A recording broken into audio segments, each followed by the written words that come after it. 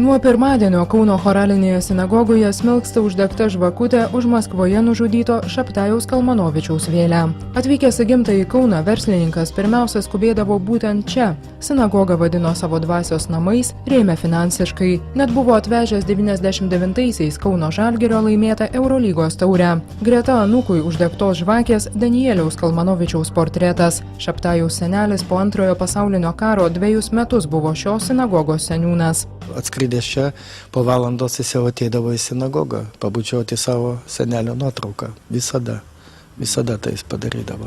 Žydų bendruomenę Šabtajus Kalmanovičius stebino dosnumu. Kauno sinagogos šeimininkas prisimena, kad pinigų iš Šabtajaus gaudavo visi, kas tik paprašydavo. Vienam jų bendruomenės nariui verslininkas esą net 5 kart davė pinigų, kad šis nusipirktų naują televizorių. Pamatęs, kad pirkinio nėra, neiškentė ir pats padovanojo. Toks judesys, toks energija tiesiog trykšta absoliučiai. Ir labai daug draugų aplinkį būdavo. Labai supdavo tikrai labai daug draugų. Tuo tarpu Maskvoje tęsiasi Kalmanovičiaus žudikų paieškos.